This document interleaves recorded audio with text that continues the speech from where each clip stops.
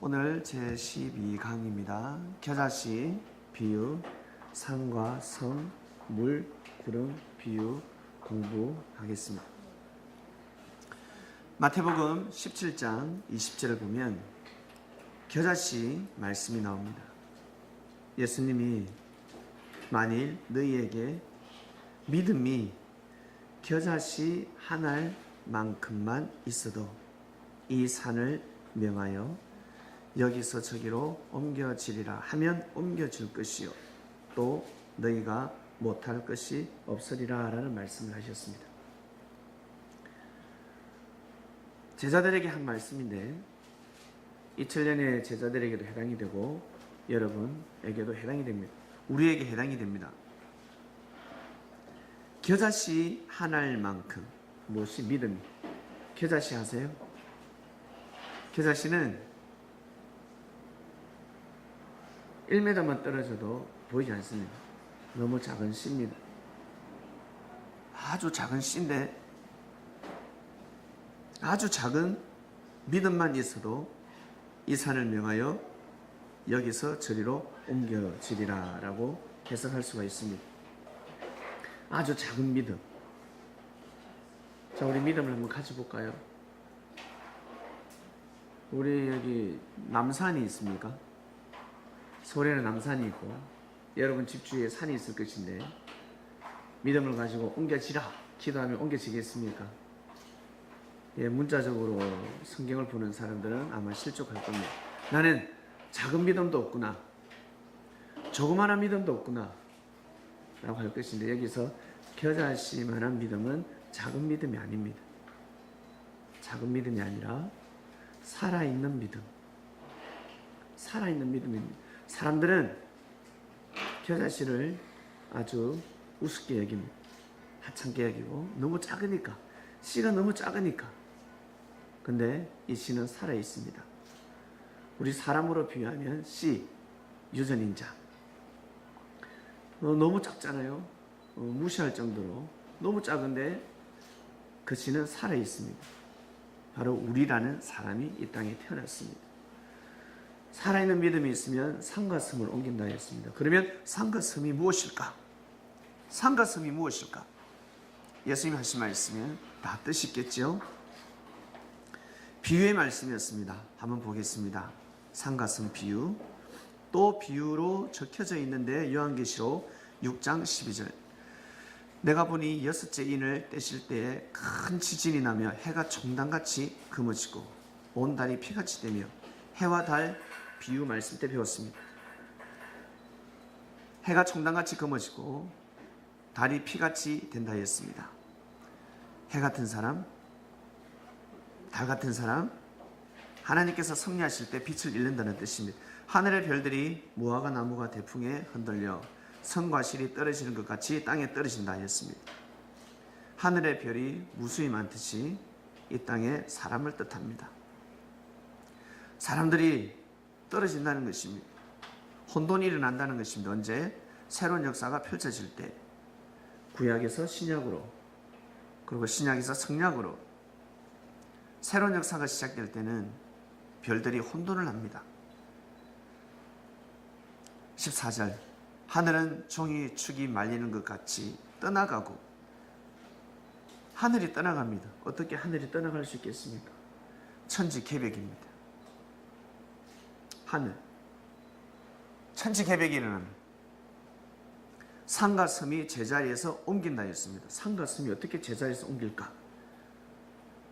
예수님 시대 때도 산과 섬이 옮겨지지 않았는데 새로운 역사가 올 때 산과 섬이 옮겨질까? 아이러니한 말씀입니다.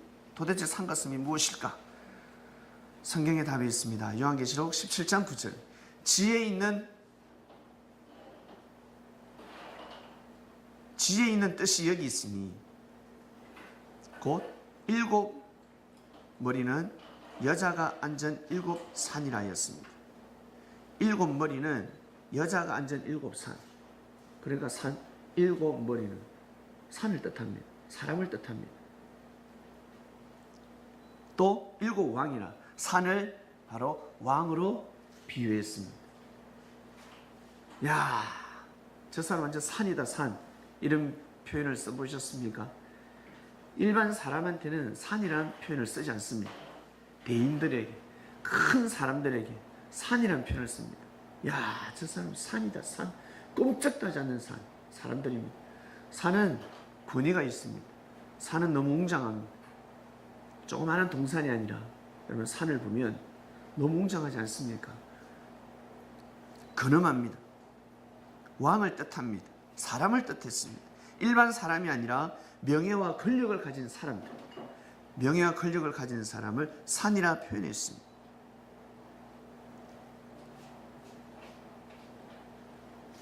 또 7 왕이라 5은 망하고 하나는 있고 다른 이는 아직 이르지 아니하였나니 이르면 반드시 잠깐 동안 계속되리라. 7 왕을 7 산이라 했습니다. 7 머리를 7 산이라 했습니다. 산과 섬은 바로 사람이었습니다. 사람이었습니다. 진짜 산이 아니라, 진짜 섬이 아니라, 땅이 아니라 사람이었습니다. 산 같은 사람. 그러면 섬은 무엇일까? 섬은 좀 이따가 할 건데, 섬보다 크겠지요. 산이 모이면 섬이 됩니다. 개인을 뜻하는 것이 아니라 민족을 뜻하겠구나, 수많은 백성을 뜻하겠구나 가늠할 수 있습니다. 살아있는 믿음이 있으면 명예가 있는 사람, 권력 있는 사람을 사망권에서 생명권으로 옮길 수 있다라는 말씀입니다. 구약에 삶 비유를 했는데 이미 답이 있습니다. 이사야 49장 13절 하늘이여 노래하라, 땅이여 기뻐하라, 산들이여 즐거이 노래하라. 산들이 어떻게 노래할 수 있겠습니까? 여호와가 그 백성을 위로하였은즉 그 고난당한 자를 긍휼히 여길 것임이니라. 산들 보고 노래하라 그랬습니다. 산은 바로 왕을 뜻합니다. 그 시대 관원들을 뜻했습니다. 명예와 권력 있는 사람들입니다. 노래하라, 하나님을 찬양하라. 높은 사람들이, 능력 있는 사람들이, 큰 사람들이 하나님을 경외해야 합니다. 하나님을 섬겨야 합니다. 이사야 55장 12절 너희는 기쁨으로 나아가며 평안히 인도함을 받을 것이요 산들과 작은 산들이 너희 앞에서 노래를 바라고 들의 모든 나무가 손바닥을 칠 것이며. 나무가 어떻게 손바닥을 치겠습니까? 여기서 나무는 바로 또 사람을 뜻했습니다. 나무 비유 때 배웠습니다. 산들과 작은 산들이 너희 앞에서 노래를 바라고. 산은 하나님을 찬양해야 합니다. 자, 자신이 산이라고 생각하시는 분, 나는 산이야, 나는 큰 자야, 나는 크다, 산입니다. 오케이, 산임, 하나님을 찬양해야 합니다. 산이라고 생각하는 사람은 하나님을 경외해야 합니다. 하나님을 찬양해야 합니다. 왜? 하나님으로부터 그만큼 축복을 받았으니까, 그만큼 능력을 받았으니까 하나님께 찬양을 해야 합니다. 에스겔 36장 1절입니다. 인자야 너는 이스라엘 산들에게 예언하여 이르기를 이스라엘 산들아 여호와의 말씀을 들으라. 네, 그 시대 관원들입니다. 정치인들, 경제인들,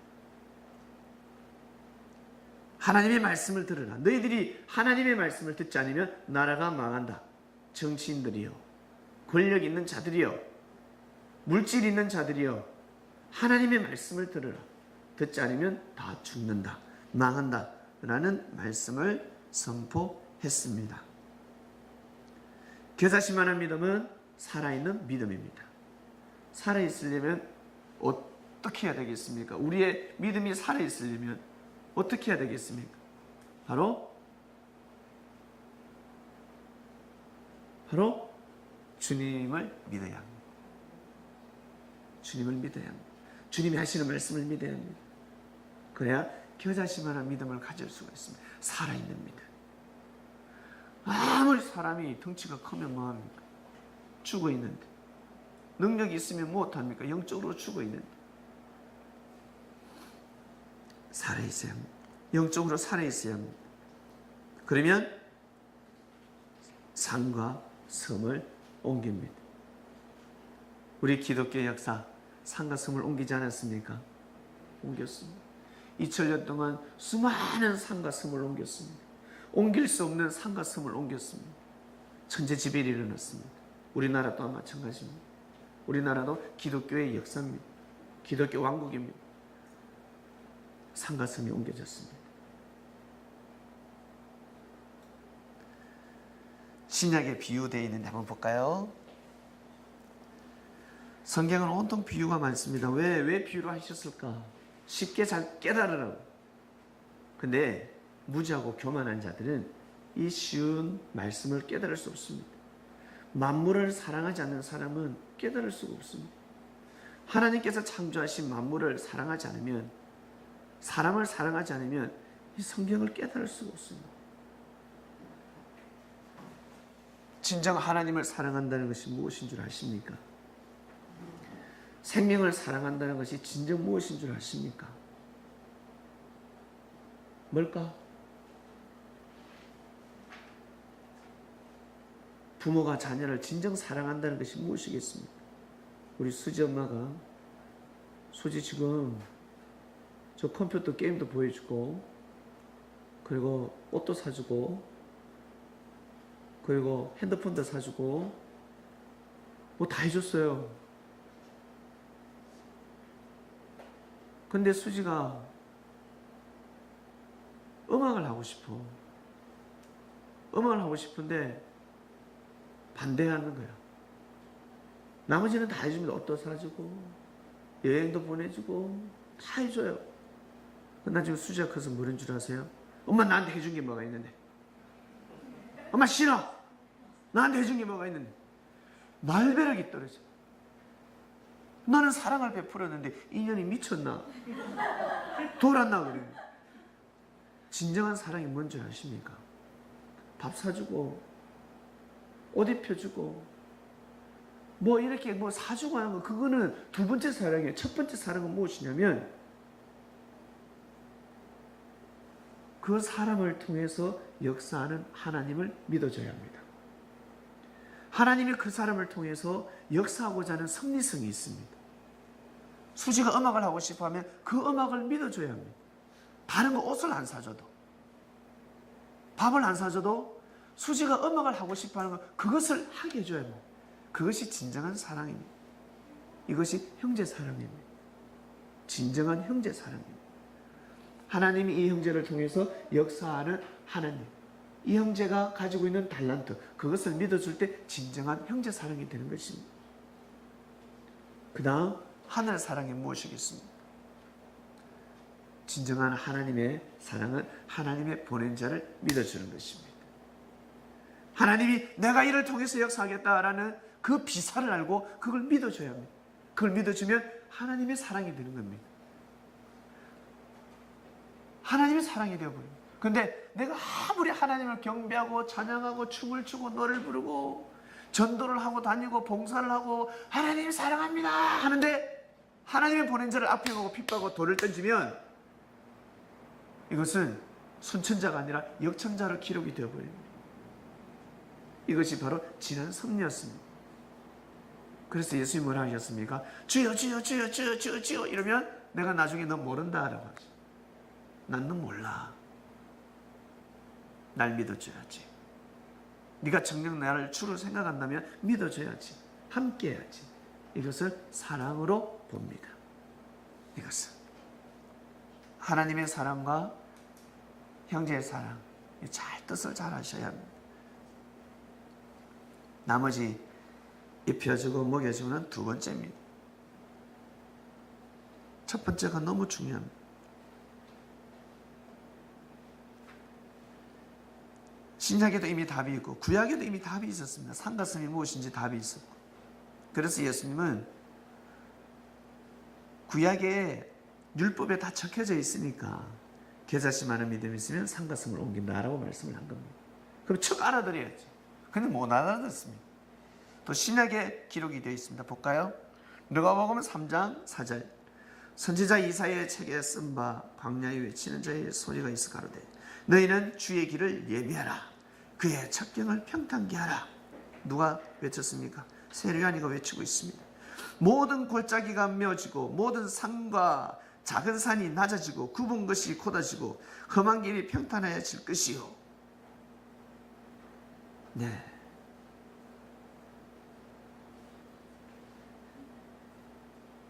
주의 첩경을 평탄하게 하는 말씀입니다. 산과 작은 산이 어떻게 낮아지겠습니까? 산이 어떻게 낮아지겠습니까? 불도저로 공사하는 것도 아니고 무엇이겠습니까? 교만한 사람들, 큰 왕 같은 사람들, 관원들이 어떻게 낮아지는 겁니다. 무릎을 꿇는 겁니다. 누구 앞에? 섭리 역사 앞에, 주님 앞에 무릎을 꿇어야 되는 것입니다. 그 말씀을 하시는 겁니다. 세례요한이가 나는 이 일을 하러 왔다 라고 하시는 겁니다. 하고 있습니다. 마태복음 21장 21절 볼까요? 예수께서 대답하여 가라사대 내가 진실로 너에게 이르노니 만일 너희가 믿음이 있고 의심치 아니하면 이 무화과 나무에게 된 이런 일만 할 뿐만 아니라 이 산들어 들려 바다에 던지라 해도 될 것이요. 산을 들어서 바다에 던지면 던져진다 했습니다. 이게 무슨 뜻인지 아시겠죠? 이제 아시는 겁니다. 여기서 바다는 어떤 바다일까? 진짜 바다일까? 아니라 어디요? 바로 섭리바다. 바다는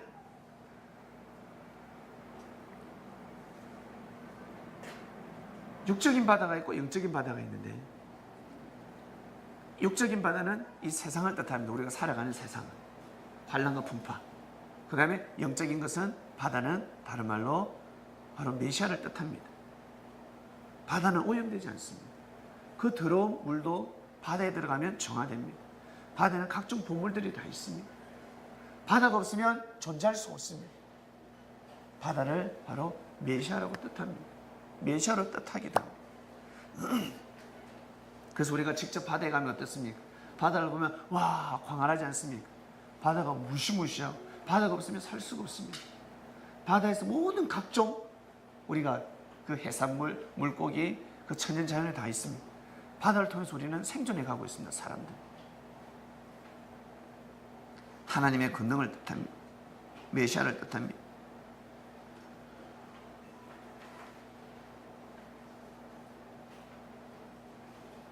그 다음 섬 보겠습니다.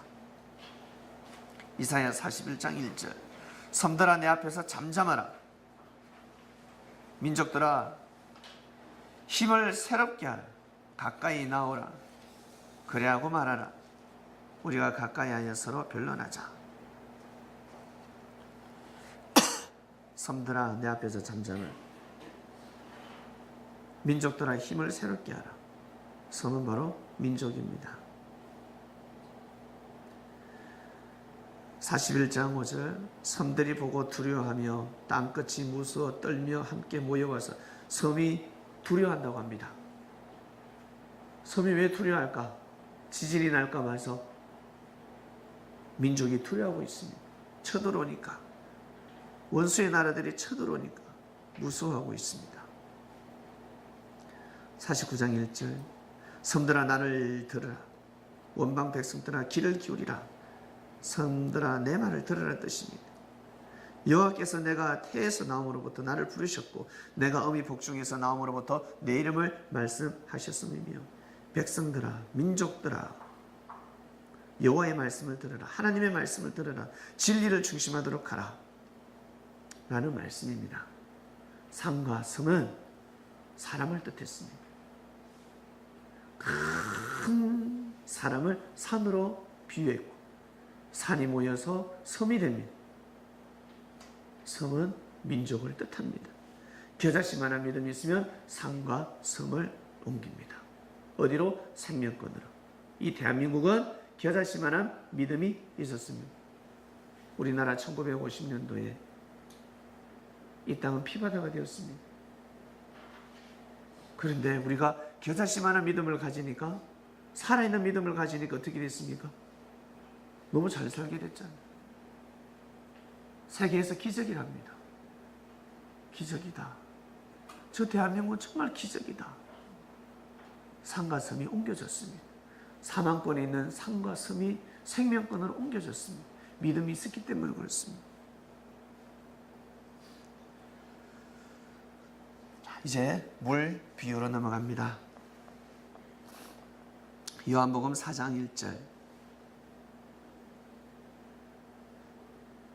예수의 제자를 삼고 세례를 주는 것이 요한보다 많다 하는 말을 바리새인들이 들은 줄 주님이 아셨습니다.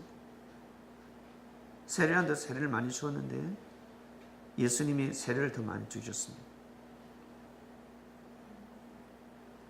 바리새인들이 들었습니다.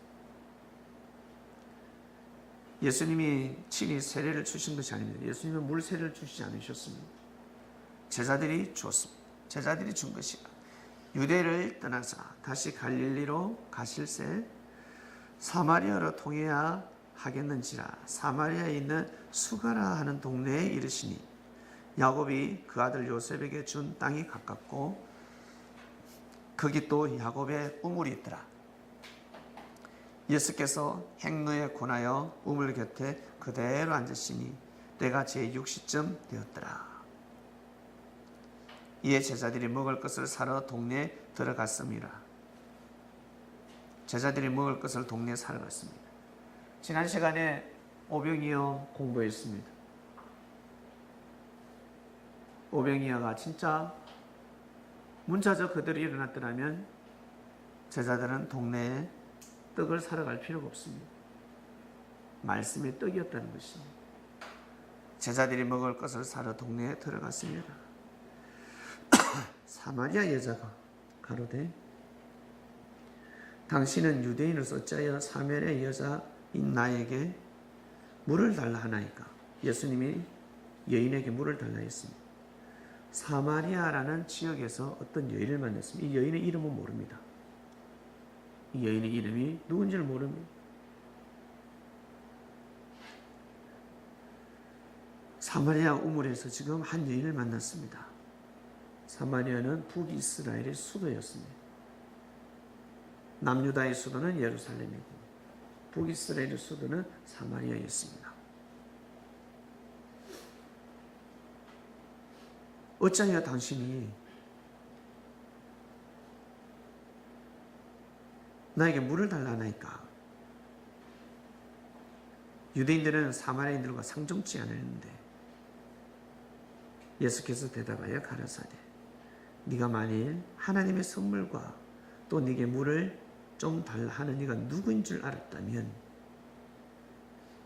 너 그 소리 못한다니 네가 그에게 구하였을 것이요 그가 생수를 네게 주었으리라.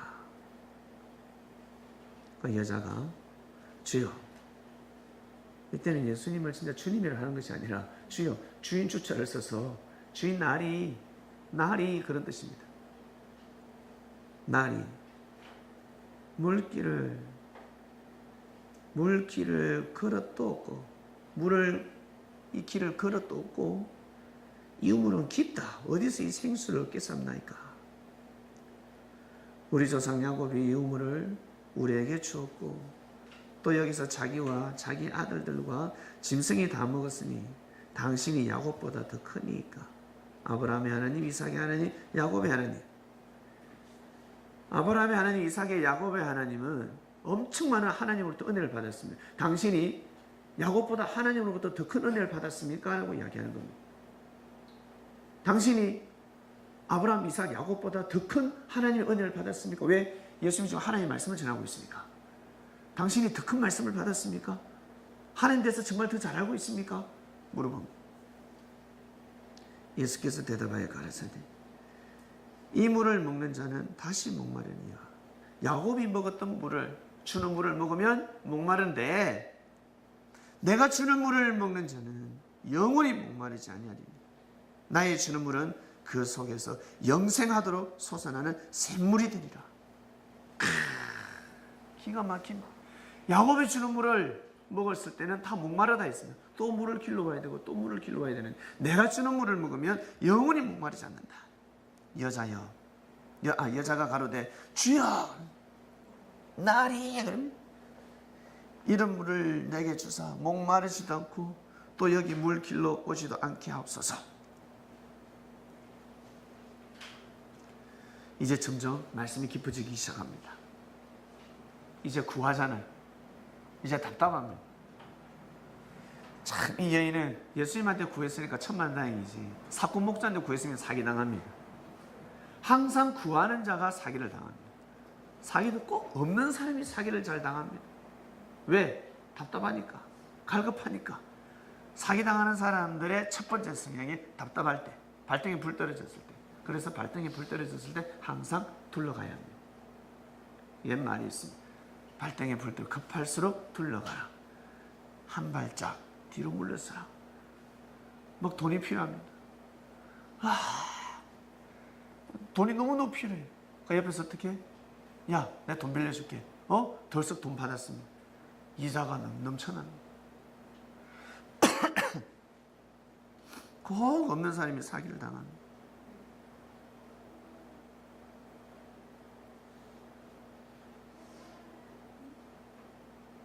이 여인이 이제 예수님한테 구하기 시작합니다. 예수님 바로 물을 그래 주겠다 하지 않지요. 말씀을 탁 돌립니다. 가서 네 남편을 불러오라. 남편을 불러오라 했습니다. 여자가 대답해 그래, 나는 남편이 없습니다. 네 남편이 없다는 것이 맞다. 네가 남편 5이 있었으나 5명의 남편은 여인 사람이에요. 남편 5이 있었으나 지금 있는 자는 네 남편이 아니니 네 말이 참되도다. 여자가 가로되 주여 내가 보니 선지자로소이다. 왜? 정재인처럼 딱 맞추거든요. 선지자가 잘 맞췄거든. 딱 맞추는 겁니다. 어떻게 알았지? 내가 남자 5명하고 사귀었던 걸 어떻게 알았지요? 깜짝 놀라. 그리고 이 여인은 더 이상 남자로부터 사랑을 채울 수가 없었습니다. 그런데도 지금 또 남자하고 살고 있는데 그게 인생살이니까 이 여인은 저 남편 없습니다. 저 남편, 무능한 남편이 옆에 있기 때문에 저 남편 없습니다. 남편이 있다면 쪽팔리는 겁니다. 없습니다. 없다는 게 당연하지. 너 5명의 남편이 있었는데 아니잖아. 너 마음을 채워줄 수 없었잖아. 처음에는 사랑이 불티다가 나중에 어떻게 가서 다 떨어졌잖아. 안 되지. 사랑이 그렇게 오래 안 가지. 다 돌아서지.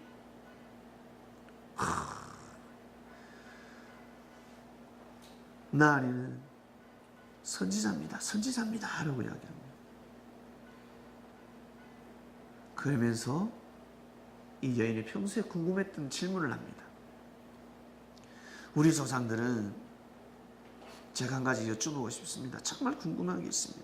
우리 조상들은 이 산에서 예배하였는데 산에서 제사를 드렸겠죠. 우리 조상들은 이 산에서 예배하였는데 당신들의 말은 유대인들은 예배할 것을 예루살렘에서 제사 드려야 된다 했습니다. 우리 조상들은 이 산에서 예배 드려야 된다고. 당신네 조상들은 예루살렘에서 예배 드려야 된다고. 도대체 어디입니까? 예수께서 가라사대 여자여 내 말을 믿으라. 이 산에서도 말고 예루살렘에서도 말고 너희가 아버지께 예배할 때가 이르리라 했습니다. 너희가 알지 못하는 것을 예배하고 우리는 아는 것을 예배하노니 이는 구원이 유대인에게서 남이니라. 구원의 역사, 섭리는 유대인에게서 난다. 아버지께 참으로 예배할 자들은 신령과 진정으로 예배할 때고 나니 곧 이때라. 예루살렘도 가지 말고 산에도 가지 마라. 진정한 예배가 오는데 예배할 때가 오는데 곧 이때다. 신령과 진정으로 예배를 해야 된다라고 합니다. 아버지께서 이렇게 자기에게 예배하는 자들을 찾으시느니라. 지금은 신령과 진정으로 예배를 드려야 될 때니라 하였습니다. 하나님은 영이시니 예배하는 자가 신령과 진정으로 예배할지니라. 깜짝 놀랍니다. 신령과 진정이 무엇이겠습니까? 신령은 하나님의 보낸 자입니다. 신령, 우리 산신령이라 하지 않습니까? 산에 있는 신령. 들에 있으면 들신령이 나겠죠. 산신령이다. 신령은 산에 있습니다. 산신령이다. 신임, 하나님이 신임한 사람, 하나님이 보낸 자입니다. 그리스도 메시아를 뜻합니다. 예수님 자신을 신령이라 표현했습니다. 신령과 진정으로 예배를 드려야 돼요. 진정은 진리입니다. 진정은 진리입니다. 보낸 자를 만나서 말씀에 떡을 떼는 것이 바로 예배다라고 가르치는 겁니다. 여자가 가로되 뭐라고 합니까? 그래요? 메시아? 메시아가 곧 그리스도다 하는 이가 오실 줄을 내가 아노니, 메시아 곧 그리스도가 온다고 하는 걸 내가 들었습니다. 오시는데 그가 오시면 모든 것을 우리에게 구하시리이다. 나도 기다리고 있습니다. 메시아를 기다리고 있습니다. 그 메시아를 기다리고 있습니다. 예수님이 뭐라 하십니까? 예수께서 이르시되 네가 말하는 내가 그로라. 네가 말하는 내가 그로라라고 하였습니다. 내가 그다. 참 기가 막힌 멋진 말씀을 하셨습니다. 내가 그로다라는 말씀을 하셨습니다. 이미 여인은 영생의 물을 먹어버렸습니다. 영원히 목마르지 않는 물을 먹었습니다. 예수님을 깨달았습니다. 예수님이 누군지 깨달았습니다. 그게 바로 영원히 목마르지 않는 물이었습니다. 사랑이 메마르지 않습니다. 남자의 사랑은 가다가 메말라 버립니다. 그러나 그리스도의 사랑은 메마르지 않습니다. 끝까지 사랑해 주는 것이 바로 그리스도의 사랑, 주님의 사랑입니다. 내가 등 돌리지 않는 한 보낸 자는 절대 사랑에 메마르지 않습니다. 이미 그렇게 타고난, 다 받아 쏘기 때문에 그렇습니다. 내가 그러라 하였습니다. 물이 무엇입니까? 바로 말씀이었습니다. 영생의 물은, 영원히 목마르지 않는 물은 바로 말씀이었습니다. 말씀이구나. 야, 우리 물 먹으러 가자. 우리 약수물 먹으러 가자. 알 수가 없습니다.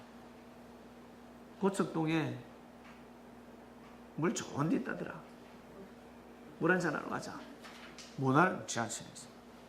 나는 술 먹으러 갈 거야. 그 술도 있어.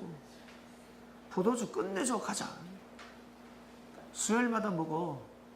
수요일마다 금요일마다 늘 먹는다. 너무너무 맛있어. 물이 너무너무 맛있어. 그거 먹으면 몸에 있는 독소가 다 나온다. 술도 너무 맛있어. 이걸 지하철에서 논하면 저 비유의 말씀이다. 깨닫는 사람은 아무도 없습니다. 못 깨닫습니다. 옆에서 어디요? 그 물 저도 먹을 수 있습니까? 그렇게 깨끗한 물이 있습니까? 오염이 되지 않은 진짜 깨끗한 물이 있습니까? 서울에서 제일 깨끗한 물이라고 합니다. 아리수보다 더 깨끗한 물. 아리수가 아니라 이건 아리수보다 더 깨끗해요. 너무 맑아요. 그러면 옆에 있는 사람들 그 어디예요? 맑은 물은 찾아오게 되어 있습니다. 술이 맛있다 그러면 다 찾아오게 되어 있습니다. 그래서 기독교 역사가 일어난 겁니다. 물이 너무 맛있으니까. 다 먹어봤잖아. 불교에서 절에서 주는 물도 먹어보고, 도교에서 주는 물도 먹어보고, 남녀 혈연경계에서 주는 물도 먹어보고, 여호와의 정인들이 주는 물도 먹어보고, 수많은 물들을 많이 먹어봤잖아요. 다 먹어봤습니다. 근데 교회에서 주는 물이 제일 맛있어요. 침례교회에서 주는 물도 마시고, 장로교회에서 주는 물도 마시고, 감리교회에서 주는 물도 마시고, 순복음교회에서 주는 물도 마시고, 초교파 교파도 때 예수께서 주는 물도 맛있고 곳곳에서 주는 물이 너무 맛있어요. 그래서 기독교 왕국이 일어난 겁니다. 기독교 역사가 일어난 것입니다. 물도 맛있었고 술도 맛있었습니다. 그래서 역사가 일어난 것입니다.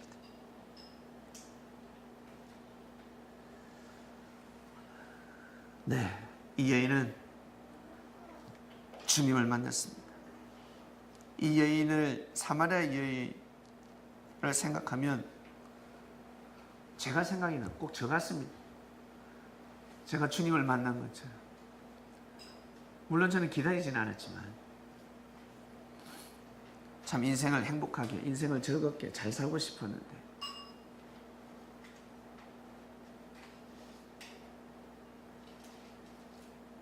제가 하나님을 만나기 전이죠.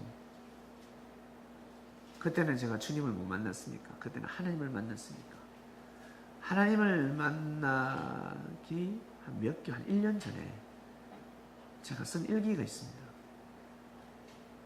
21살 때 이 글을 썼습니다. 군대 가기 전에 고층 아파트에서 노가다를 했습니다. 20층짜리였죠. 거기에 올라가서 대구시를 쳐다보면서 제가 기도를 했습니다. 하나님, 정말 하나님이 계십니까? 하나님이 계시면 제 목숨을 거두가시면 좋겠습니다. 제 목숨을 거두가세요. 너무 살기 힘듭니다. 너무 정말 하나님이 있으면 저를 데려가시든가 아니면 삶의 길을 열어주세요. 이 두 가지 기도를 했습니다. 하나님이 계시면 나를 데려가시든가 아니면 삶의 길을 열어주세요. 그러고 나서 제가 만 1년도 안 됐어요. 제가 교회에 가게 됐습니다. 교회로 발걸음을 하게 됐습니다. 세상에 부분적인 진리를 알게 되었습니다. 역시 기도하고 봐야 됩니다. 교회에서 기도했는데 그 기도를 하나님 들으셨습니다. 너무 감사하게 생각합니다. 그때 나이가 22이었죠. 22에 만났습니다. 지금까지 그 물을 먹고 오고 있습니다. 변치 않는 사랑을 하며 오고 있습니다.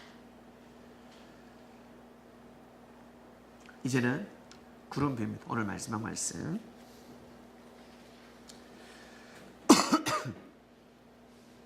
성경에는 구름이 나오는데 구름이 무엇인지 한번 보겠습니다.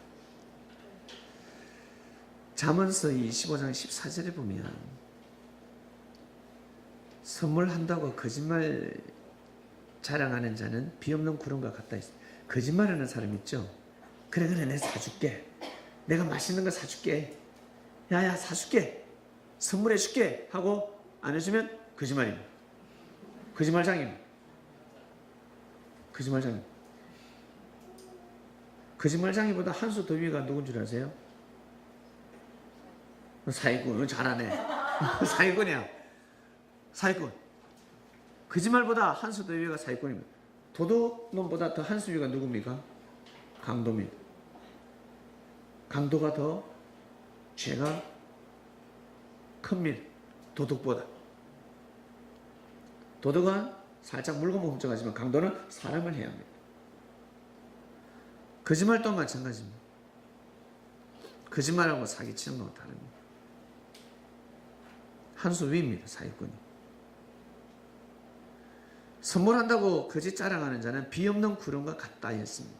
왜? 비없는 구름을 거짓말장이로 비유하셨네. 거짓말장이가 비없는 구름이네. 구름은 반드시 비가 와야 합니다. 구름이 모이면 비가 와야 합니다. 실속 없는 사람을 뜻합니다. 구름이 확 모이는데 비가 안 옵니다. 실속 없습니다.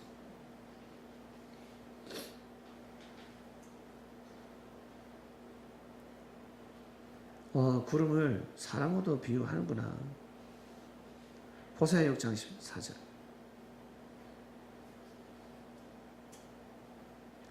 에브라임아 내가 네게 어떻게 하랴. 유다야, 내가 네게 어떻게 하냐? 너희의 인애가 갈구하고 사랑하는 겁니다. 너희들의 사랑이 아침 구름이나 쉬이 없어지는 이슬 같도다. 이스라엘 백성들이 하늘을 사랑하는 마음이 아침에 구름 사라지는 이슬 같도다 했습니다. 씩 사라지는 구름이라 했습니다. 그리고 예레미야 4장 13절 보라 그가 구름같이 올라오나니 그 병거는 회리바람 같고 그 말들은 독수리보다 빠르다. 우리에게 화가 있도다. 우리는 멸망하도다 하리라. 예레미야가 이스라엘 백성들의 운명을 선포하고 있습니다. 망한다는 것입니다. 그가 구름같이 올라온다. 이건 적군들입니다. 구름대처럼 몰려오고 있습니다. 적군들을 구름대라고 표현했습니다. 구름같이 올라오리니. 에스겔 38장 9절 네가 올라오되 너와 네 모든 때와 너와 함께한 모든 백성이 강풍같이 이르고 구름같이 땅을 덮으리라 하였습니다. 모든 백성이 광풍같이 이르고 구름같이 땅을 덮으리라. 성경에서는 구름을 사람으로도 비유하는구나 라고 알 수 있습니다. 사람으로 비유하는구나. 구름을 사람으로 비유하는구나. 구약의 예언을 보겠습니다. 다니엘이가 말씀을 선포했는데 내가 또 밤 이상 중에 보았는데 인자 같은 이가 하늘 구름을 타고 와서 옛적부터 항상 계신 자에게 나와 그 앞에 인도되며. 이게 무슨 뜻일까? 내가 또 밤 이상 중에 보았는데 인자 같은 이가, 인자가 누구겠습니까? 인자는 그리스도를 뜻합니다. 메시아를 뜻합니다. 하나님을 뜻합니다. 인자 같은 이가 구름을 타고 와서 옛적부터 항상 계신 자에게 나와 그 앞에 인도되며. 와, 그리스도 메시아가 구름을 타고 온다 했습니다. 그에게 건세와 영광과 나라를 주고 모든 백성과 나라들과 각 방언하는 자로 그를 섬기게 하였으니 그 건세는 영원한 건세라 옮기지 아니할 것이요 그 나라는 패하지 아니할 것이니라 하였습니다. 언제? 인자 같은 이가 구름을 타고 왔을 때 건세는 영원하다 하였습니다. 다니엘이가 예언했습니다. 다니엘이 어떤 사람입니까? 아주 신령한 사람이었습니다. 명예가 있는 사람이었습니다. 권력 있는 사람이었습니다. 그리고 하나님을 경외하는 자였습니다. 선포했으니 예사롭지 않은 말씀이죠. 그래서 유대인들은 그리스도 메시아가 구름 타고 온다고 믿었습니다. 누가? 하나님이 온다 했습니다. 그 메시아가 그리스도가 하나님이라 생각했습니다. 우리를 구원해 주실 분은 누구? 하나님이라 생각했습니다. 하나님이 오신다는 거예요. 하나님이 오신다는 거예요. 뭐 타고? 구름 타고.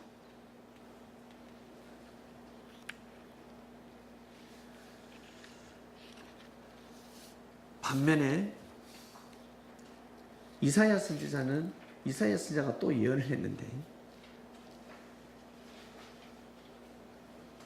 4페이지입니다.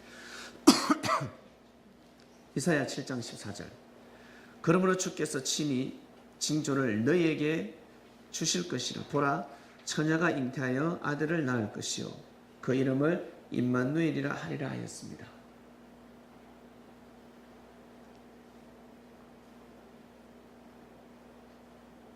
주께서 친히 징조를 너에게 주실 것이라. 보라, 처녀가 잉태하여 아들을 낳을 것이요. 여기서 아들이 누구에서 인자입니다. 한쪽에서는 구름 타고 온다고 그러고 한쪽에서는 처녀가 인자를 낳는다고. 그 이름을 임마누엘이라. 베들레헴아 에브라다야, 너는 유다 족속 중에서 작을지라도 이스라엘을 다스릴 자가 네게서 내게로 나올 것이라. 그의 근본은 상고의 태초이니라 하였습니다. 뭐 헷갈립니다. 한쪽에서는 처녀가 애를 낳는다. 처녀가 인자를 낳는다고, 한쪽에서는 구름 타고 온다고. 여러분 어떤 게 맞겠습니까?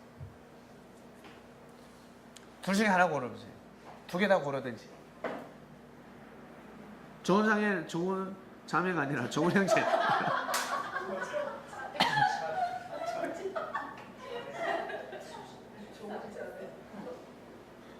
좋은 형제는 어떤 거 고르랍니까? 인자가 올 때 구름을 타고 오겠습니까? 아니면 처녀의 몸을 통해서 태어나겠습니까? 하나만 골라보세요. 두 개 다 고르고 싶습니까? 빨리, 시간 없다. 두 가지 다. 두 번째 거 뭐지? 처녀가 있네. 현실적이네. 좋았어. 란자매는? 란자매. 두 가지가 같은 말인 것 같아요?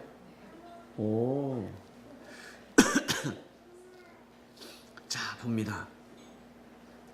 예언이 성취됐습니다. 마태복음 1장 23절에 보라, 처녀가 잉태하여 아들을 낳을 것이요 그 이름을 임마누엘이라 하리라 하셨으니 이를 번역한즉 하나님이 우리와 함께 계시다.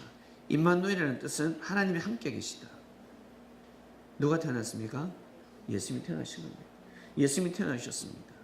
보라, 처녀가 잉태하여 아들을 낳을 것이요 그 이름을 임마누엘, 하나님이 함께 하신다. 바로 그리스도 메시아라는 뜻입니다. 하나님이 함께 한다는 것은 우리들처럼 하나님이 우리와 함께 그런 뜻이 아닙니다.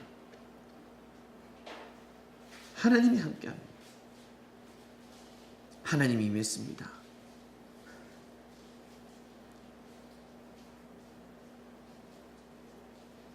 어떻게 임하셨을까?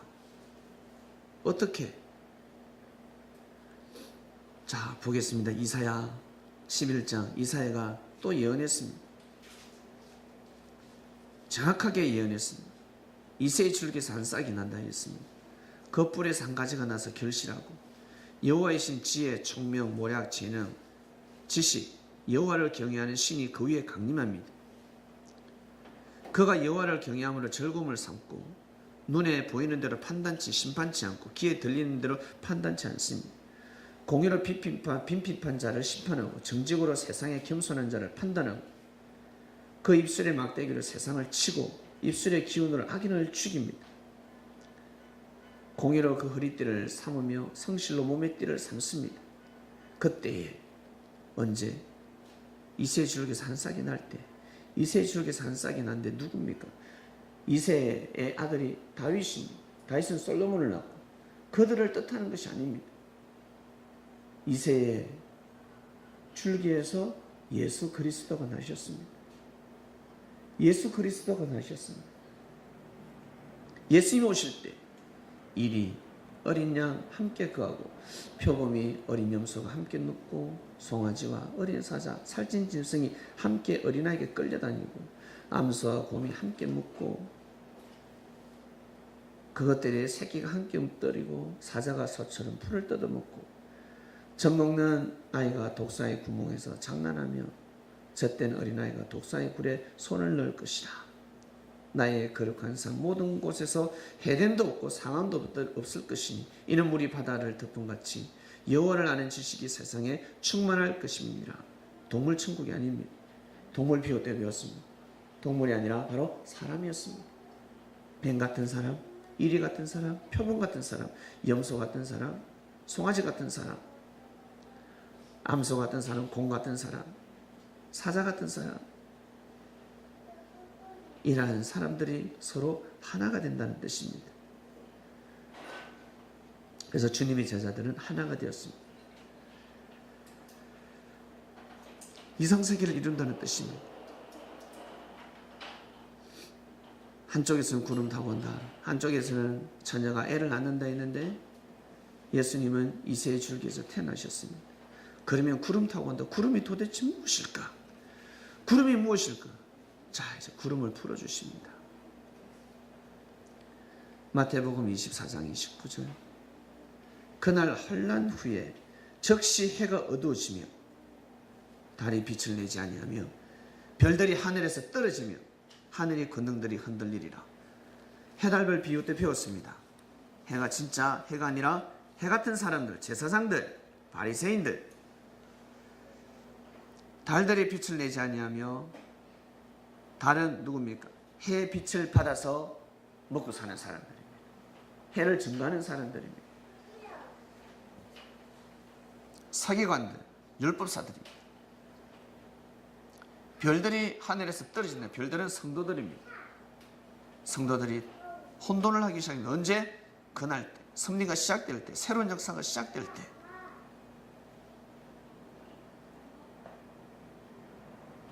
그때 인자의 징조가 하늘에서 보이겠고, 그때 인자의 징조가 하늘에서 보이겠고, 인자는 구름 타고 온다 했지 않습니까? 인자의 징조가 하늘에서 보이고, 당연히 하늘에서 보이죠. 왜? 구름 타고 와야 되니까. 그때 땅의 모든 족속들이 통곡하며 그들이 인자가 구름을 타고 능력과 큰 영광으로 오는 것을 보리라 하였습니다. 우와, 보리라. 그때 인자가 구름을 타고 오는 거 본다 했습니다. 제가 큰 나팔 소리와 함께 천사들을 보내리니 저희가 그 택하신 자들을 하늘 이 끝에서 저 끝까지 사방에서 모으리라. 무화과나무의 비유를 배우라 했습니다. 여러분, 무화과나무의 비유 배우셨잖아요. 무화과나무의 비유를 배우라. 그 가지가 열하여지고 잎사귀를 내면 여름이 가까웠다. 계절이 바뀌었다. 역사가 바뀌었다. 때가 바뀌었다. 알겠니? 구약에서 신약으로, 구약에 예언되어 있는 예언의 말씀이 지금 이루어지고 있다. 계절이 바뀌었다. 계절이 바뀌었다. 옷을 바꿔 입어라. 여름이 다가오고 있는데 왜 내복을 입고 있냐는. 여름 옷을 입어야지. 의의 옷을 바꿔 입어야지. 이제 안 돼. 신부의 옷을 입어야지. 신랑이 오는데 준비해야지. 말씀하는 겁니다. 이와 같이 너희도 이 모든 일을 보거든 인자가 가까이 곧 문 앞에 이른 줄을 알라 하였습니다. 내가 진실로 너에게 이르노니 이 세대가 가기 전에 이 일이 다 이루리라 하였습니다. 인자가 구름 타고 오는 것을 지금 너희가, 이 세대가 가기 전에 너희가 현재 본다는 겁니다. 근데 아무도 본 사람이 없어요. 본 사람이 없단 말이에요. 바로 현재 진행력을 말씀하고 있는 겁니다. 마치 미래를 말씀하시는 것 같습니다. 마치 앞으로 이걸 두고 어떤 사람은 재림을 이야기하고 있습니다. 재림 때 이런 일이 날 거라고 합니다. 예수님 말씀에 다 넘어가고 있습니다. 재림 때가 아닙니다. 이것은 바로 예수님 당대 지금 현재를 뜻합니다. 마치 앞으로 일어날 것처럼 말씀하시다가 뭐라고 하시면 이 세대가 가기 전에 다 본다 했잖아요. 곧 이때라 했습니다. 이때 인자가 구름 타고 왔다. 구름 타고 왔다는 겁니다. 인자가 구름을 타고 왔다는 겁니다. 구름이 뭐지? 우리 아까 배웠잖아. 처음에 구름이 성경에서는 사람을 뜻했잖아. 사람을 뜻했습니다. 백성을 뜻하고 민족을 뜻했습니다. 이스라엘이라는 민족을 타고 주님이 오셨다는 거예요. 깨끗한 구름을 통해서 오셨다는 겁니다. 지금은 구름이 오염됐습니다. 비도 맞으면 안 됩니다. 머리숱 없는 사람들 비 맞으면 안 됩니다. 이때는 구름이 다 깨끗했어요. 비를 받아서 물을 먹었단 말이에요. 빗물을 먹었어요. 이 시대 때는 깨끗한 물이었습니다. 하늘에서 내려지는 비는 깨끗한 비였다. 깨끗한 구름. 구름을 통해서 인자가 타본다 했습니다. 바로 이새의 줄기에서 주님은 오셨습니다. 바로 이새의 줄기, 이새의 혈통이 바로 깨끗한 구름입니다. 바로 구름은 사람을 뜻합니다. 깨끗한 구름은 사람을 뜻합니다. 구름이 되려면 어떻게? 물이 증발되잖아요. 더러운 물도 오염된 물도 꾸준 물도 어떻게? 딱 증발되면 깨끗한 구름이 되는 겁니다. 올라가면서 어떻게? 깨끗해져 버립니다. 증발되면서. 그 수증기가 모여서 어떻게? 구름이 되지 않습니다. 다시 물을 내립니다. 우리 옛날에 사람들, 어른들을 그렇죠. 저 동네 물 안 좋다 가지 마라. 저 동네 물 안 좋다. 그게 무슨 뜻입니까? 그 사람들, 저 동네 사람들이 인심이 안 좋다는 겁니다. 그리고 요즘 우리 클럽에 다니는 사람들, 야, 저 불나방 클럽 물 안 좋다. 물 안 좋다. 이것을 바로 깨달아요. 강남에 물이 안 좋대. 압구정이 요즘 물 좋대. 그러면 사람들이 안 좋다는 거예요. 오징어들만 모이고 있다는 거예요. 강남에 오징어 쭈꾸미가 모이고 있다는 겁니다. 그래서 제가 안 가봐도 너무 잘 알아요. 물 안 좋다는 뜻은 오징어 쭈꾸미가 모이고 있고, 야, 압구정에 물 좋다. 선남 선녀들 모이고 있다는 겁니다. 바뀌었어. 야, 요즘 압구정이 아니야. 고척동 물 좋아. 고척동 물 좋아. 그러면 고척동에 선남 선녀들 모이고 있다는 것입니다. 섭리클럽이 진행되고 있습니다. 섭리클럽이 시작되었습니다. 우리는 술을 안 먹고 마약도 하지 않고 담배도 피지 않지만 어떻습니까? 춤을 추고 흥겹게 노래를 부르고 너무너무 즐겁잖아요. 섭리클럽입니다. 반면에 그래서 물이 안 좋다는 것은 사람들이 양심이 안 좋다는 겁니다. 인심이 안 좋다. 성경에서는 이걸 타락한 물이라고 표현하기도 합니다. 음란한 물이다 라고 표현하기도 합니다. 구름은 깨끗한 구름입니다. 더러운 구름이 없습니다. 물은 더러운 물도 있고 깨끗한 물도 있습니다. 그러나 구름은 더러운 구름이 없습니다. 이 시대를 때, 지금을 뜻하는 것이 아니라 이때 성경이 쓰여졌을 때, 이때 예수님 때 깨끗한 구름은 바로 하나님을 경외하는 사람들, 하나님의 말씀을 진리를 사모하고 진리대로 살고자 하는 사람들, 하나님을 신성치 않은 사람. 이새의 가문에서 예수님이 나셨습니다. 깨끗한 구름을 타고 태어나셨습니다. 그게는 이스라엘 백성, 이스라엘 민족이 깨끗한 구름이요. 거기에서 또 쪼개지면 이새의 가문이 바로 깨끗한 구름이었습니다. 그래서 예수님은 깨끗한 구름을 통해서 또 역사하시는데, 예수님의 제자들이 깨끗한 구름이었습니다. 제사장들이나 바리새인들, 예수님을 심판하고 돌을 던지는 자들은 더러운 물이었습니다. 거듭나지 못한 자들이었습니다. 오염된 물이었습니다. 양심이 오염됐습니다. 예수님만 받아들이면 그들이 거듭날 수 있는데, 깨끗한 구름이 될 수 있는데, 하나님을 모시는 깨끗한 구름이 될 수 있는데 못했습니다.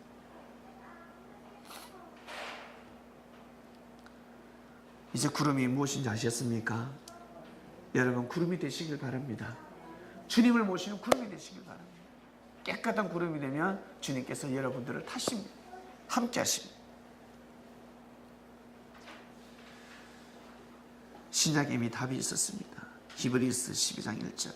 이러므로 우리에게 구름같이 둘러싼 허다한 증인들을 구름이라 했습니다. 주님은 구름 타고 옵니다. 자, 예언이 되었습니다. 예언사를 한번 볼까요? 요한계시록 1장 7절입니다. 볼지어다 구름을 타고 오시리라. 왜? 예수님이 가셨잖아. 예수님 가셨으니까 예수님이 다시 오신답니다. 예수님이 어떻게 오신다고요? 구름을 타고 오시리라. 그러면 여기서 구름이 진짜 구름이겠습니까? 사람을 타고 오시겠습니까? 먼저는 한 민족을 택하겠죠. 한 국가를 택하고 민족을 택하고, 그 민족에서도 또 어떻게 해요? 축소시키지 않겠습니까? 네. 볼지어다 구름을 타고 오시리라. 각인의 눈이 그를 보겠고 그를 찌른 자들도 볼 터이요 땅에 있는 모든 족속이 그를 인하여 애곡하리니 그러하리다. 아멘. 또 내가 보니 흰 구름이 있고 구름 위에 사람의 아들과 같은 이가 앉았는데 그 머리에는 금물유관이 있고 그 손에는 이한낫을 가졌더라. 낫. 풀벨 일이, 풀배는 낫이 아니라 여기서 낫은 바로 말씀의 낫입니다. 잡초를 쫙 빼버리잖아요. 낫으로. 그것처럼 말씀의 낫입니다. 우리 마음속에 잡초를 확 빼버리잖아요. 말씀이.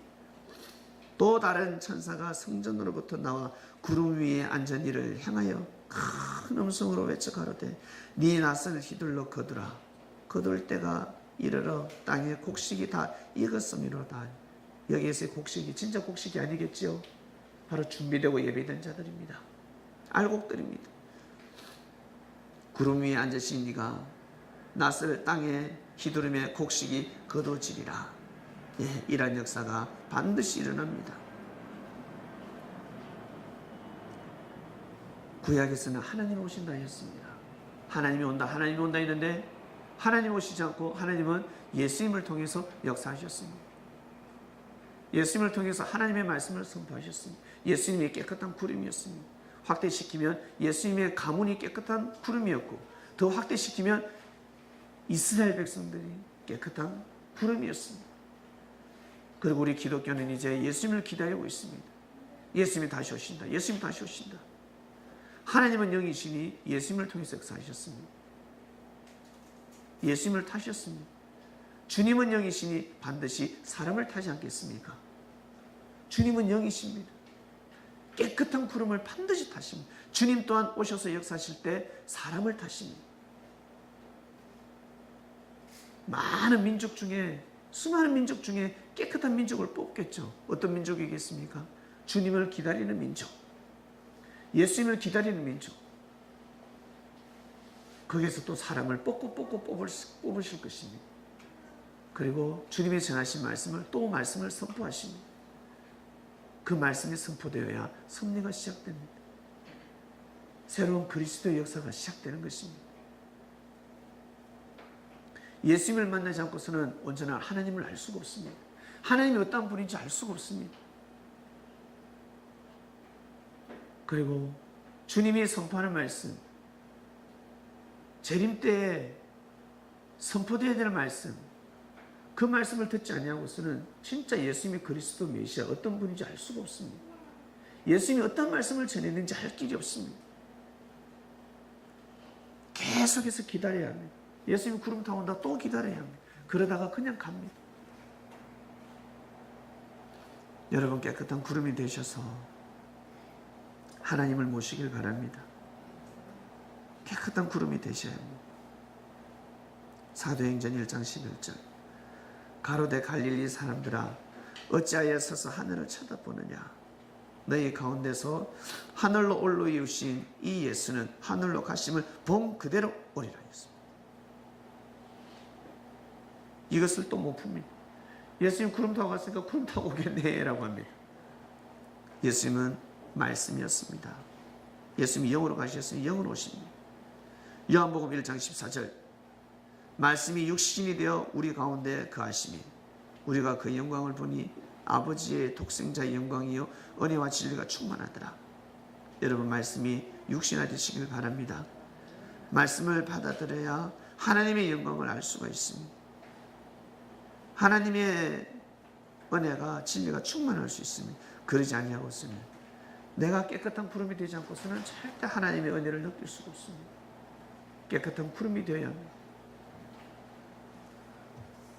오늘 말씀입니다. 겨자씨, 상가섬, 물, 구름 비유했습니다. 기도하고 마치겠습니다. 하나님 아버지 감사합니다. 모든 역사는 중심이 있습니다. 인류의 역사는 예수님으로 중심이 됩니다.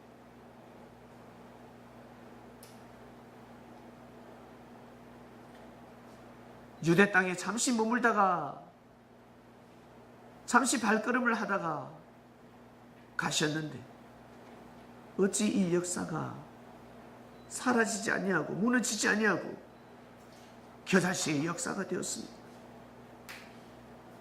참으로 놀랍습니다. 시간이 가면 갈수록 기독교의 역사는 이 땅을 덮어버렸습니다. 이제 정말 구름 타고 오시는 주님을 맞이할 때가 도래했습니다. 이스라엘 백성들은 구름 타고는 하나님을 기다렸습니다. 구름 타고는 인자를 기다렸습니다. 알고 보니까 그 구름은 이새의 줄기에서 태어나는 한 싹이었습니다.